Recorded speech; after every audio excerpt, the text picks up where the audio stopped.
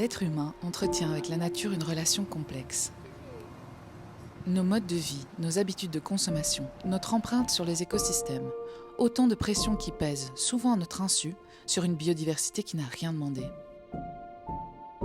Mais cette même capacité à impacter le monde peut aussi devenir une force. Et c'est précisément ce choix-là qui est au cœur de la Keeper Initiative.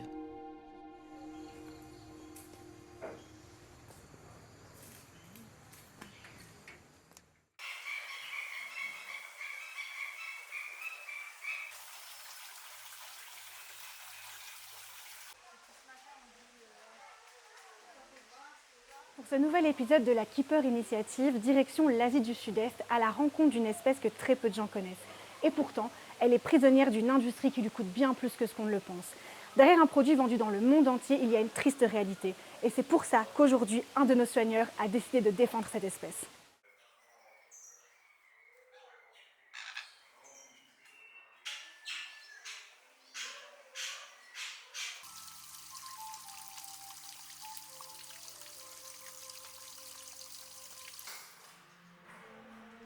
J'ai toujours été passionné par les animaux. J'ai grandi dans une famille où il y avait plein d'animaux. Mon père était colombophile, donc il élevait des pigeons.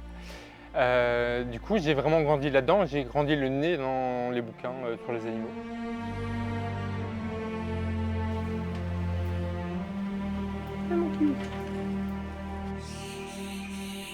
Ce qui me plaisait là-dedans, c'était vraiment de mettre tout mon temps, toute mon énergie, toute ma passion au bien-être des animaux. Donc des animaux sauvages, mais j'ai toujours été très attiré par l'exotisme. Ça a toujours été une évidence pour moi. Quand je venais visiter le parc avec ma maman petit, on n'habitait pas très loin et je lui disais toujours un jour j'ai travaillé ici. Elle me disait oui, oui. Et voilà. Tirer, pousser.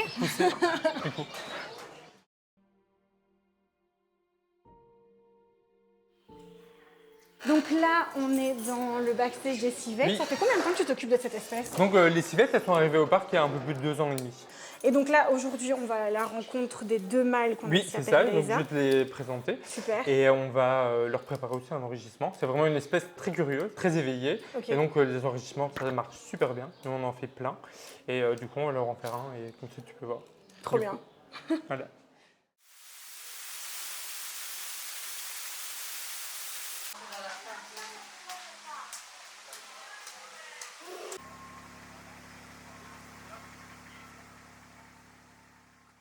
Il y a beaucoup d'espèces de civettes, donc dans la famille des Viverridae, et la majorité de ces espèces ne sont pas considérées comme particulièrement en danger, contrairement à d'autres espèces qui sont particulièrement fragilisées par l'impact humain, la perte de leur habitat, etc.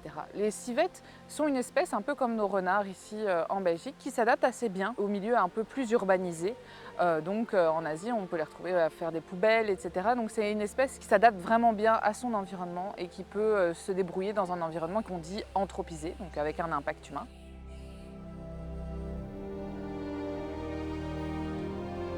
J'ai choisi ce projet parce que je trouve que c'est un projet qui est vraiment très important de sensibilisation envers nos visiteurs.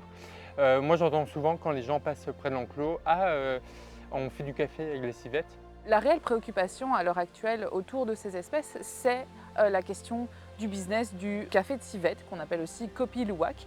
Kopi, ça veut dire café, et luwak, c'est cette espèce de civette, c'est une civette palmiste ou civette hermaphrodite, qu'on retrouve en Asie et qui est utilisée aujourd'hui dans ce business qui est très lucratif.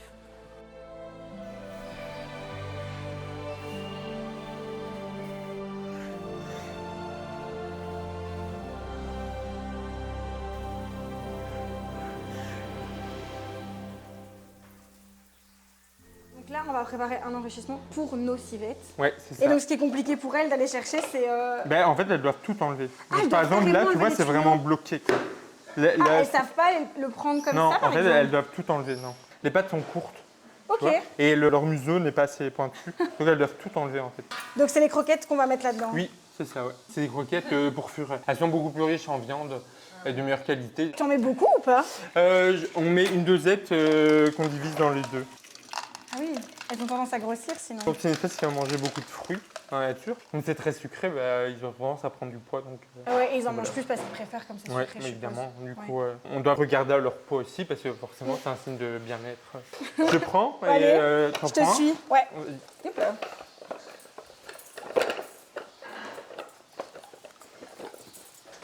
Attention à la marche. Yes.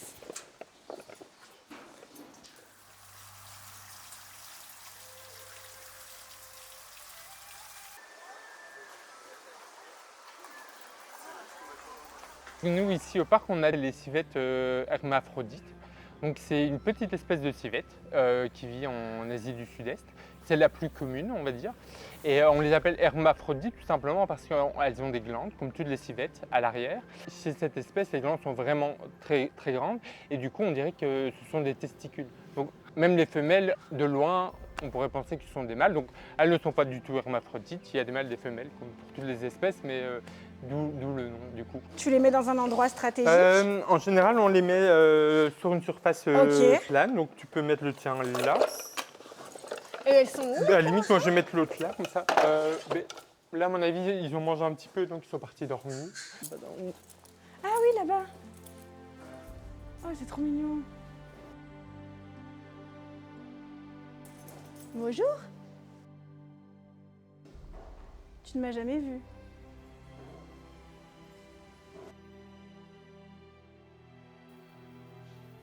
Donc nous, ici au parc, on a deux mâles, on a Lubang et Bongao. Deux civettes de deux sous-espèces différentes. Donc on voit, il y a vraiment une différence de taille.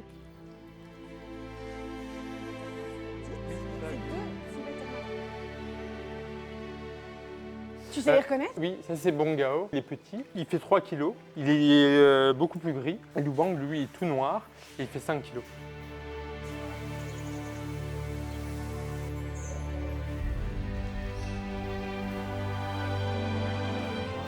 Quand il a fallu qu'on choisisse une espèce pour ce territoire, notre choix s'est porté sur une nouvelle espèce de civette. Donc on a choisi les civettes hermaphrodites. Tout simplement, c'est aussi une espèce qu'on trouve en Chine. Donc géographiquement c'était intéressant, mais c'est aussi une espèce où je savais qu'il y avait la problématique du café et je savais que ça pouvait vraiment être très intéressant d'avoir cette espèce qui est quand même très différente du binturong.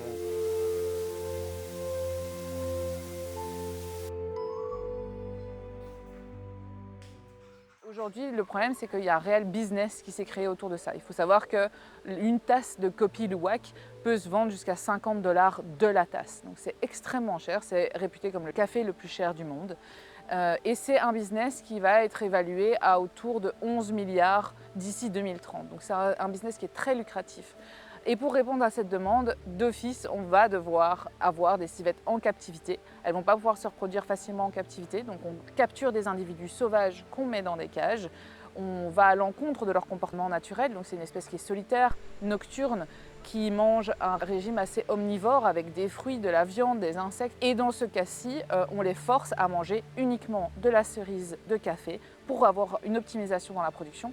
Et on va aussi avoir plusieurs individus par cage qui vont être réveillés pendant la journée. Donc c'est vraiment une situation qui ne répond pas du tout à leur bien-être aujourd'hui. Donc c'est pas un business qui actuellement est éthique.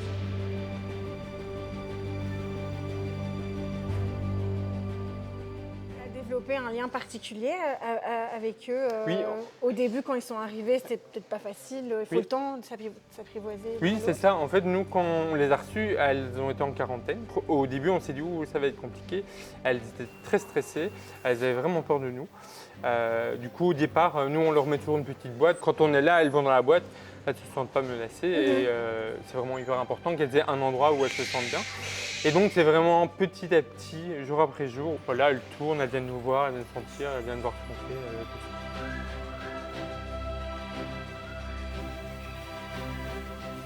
ça. En fait, au départ, c'était vraiment prendre soin des animaux. Et maintenant, ce qui me plaît le plus, c'est vraiment le lien qu'on noue avec eux. Donc, c'est vraiment les rencontres à chaque fois, les nouveaux individus qui arrivent. C'est une nouvelle histoire qui commence. J'aime bien dire qu'on s'apprivoise vraiment. On apprend à se connaître, ils se détendent avec nous. On a des naissances, on a plein de choses.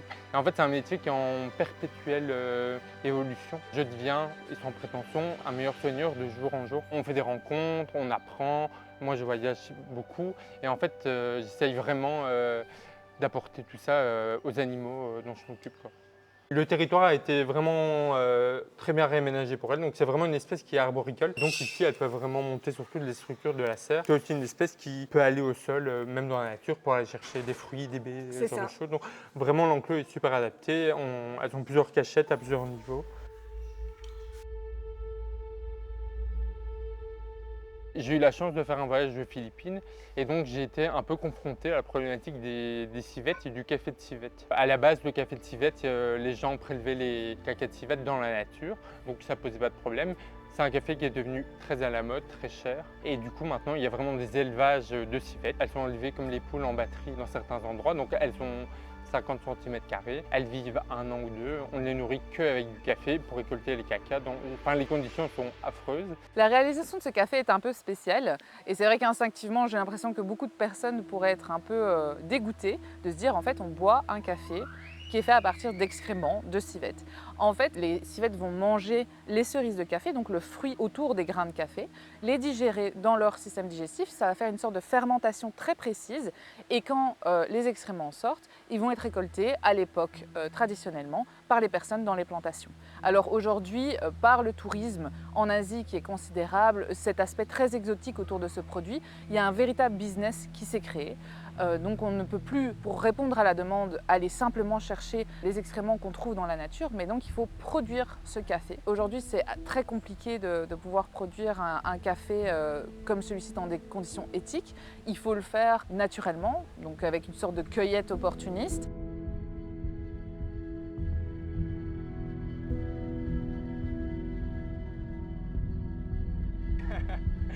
En général, toutes les civettes, à part le marteron, ce sont vraiment des espèces qui sont très rares en parc zoologique. Cette espèce, je pense qu'il y a 5 parcs en Europe qui en ont. C'est aussi pour cela qu'on a 2 mâles, parce qu'on n'a pas réussi à trouver de femelles pour former un couple, mais bon, ils s'entendent très bien, donc pour eux, tout va bien, quoi. Ouais, ils sont des câlins, c'est trop mignon. Oui, ils sont vraiment copains en fait. Hein. On a vraiment 2 individus qui s'entendent très bien. Donc normalement, c'est une espèce qui est solitaire. Et ici, ils sont tout le temps à 2. Ils dorment à 2, voilà. Ils passent leur temps à jouer à 2, donc ils s'entendent super bien. Donc on a cette chance. Ils sont trop marrants. Quand les enrées sont trop difficiles, le petit attend que le gros les fasse et puis il va lui choper la bouffe. Tout le temps, tout le temps. Il est trop marrant, ouais.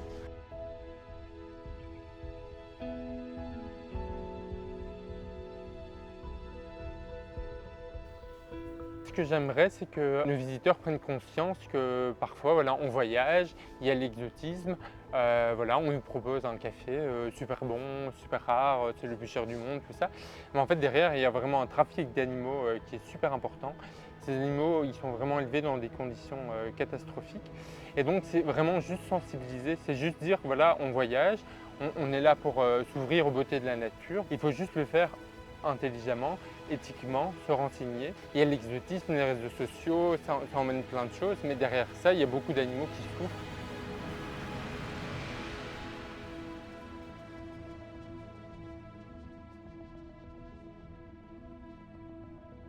Et donc pour tous les touristes qui vont en Asie voir ce café de civette, il faut être bien conscient que généralement, majoritairement, autour d'un paquet de café qu'on peut acheter, il va y avoir une sorte de trafic, ou en tout cas un business qui va être très défavorable au bien-être de ces espèces.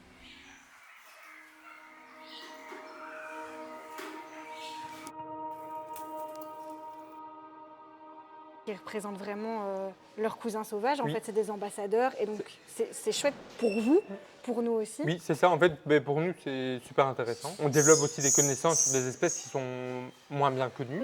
Et alors, pour les visiteurs, oui, c'est vraiment très important parce que je pense vraiment que pour aimer, protéger, il faut voir, il faut avoir un coup de cœur. C'est comme ça que ça fonctionne. Et donc, c'est super intéressant et ça parle aux gens aussi parce que les gens ici, quand ils viennent, ils se disent « Ah, c'est des civettes ». Café de civette et ils font le rapprochement et donc ça nous aide aussi à faire un lien vers le projet et donc ils vont tout de suite être sensibilisés, tout de suite savoir de quoi on parle et être attendris aussi par l'animal.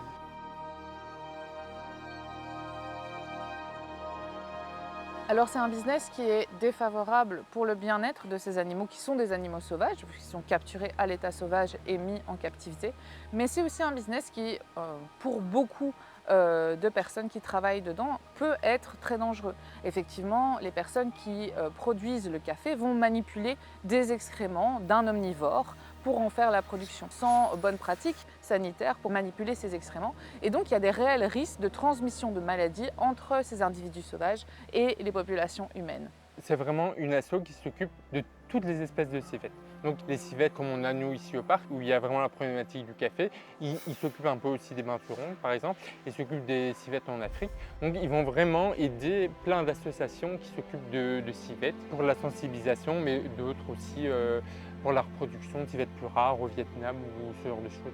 Donc c'est vraiment une association qui va gérer tous les vivéridés, donc c'est la famille des civettes. Ils interagissent vraiment sur plein de pays, dans la nature, mais aussi dans les parcs zoologiques.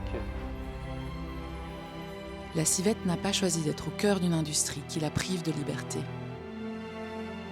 Mais certains, comme Jérémy, ont décidé que son histoire méritait d'être racontée. C'est ça aussi, la Keeper Initiative. Mettre des mots, des visages, des histoires sur des réalités que trop peu de gens connaissent encore.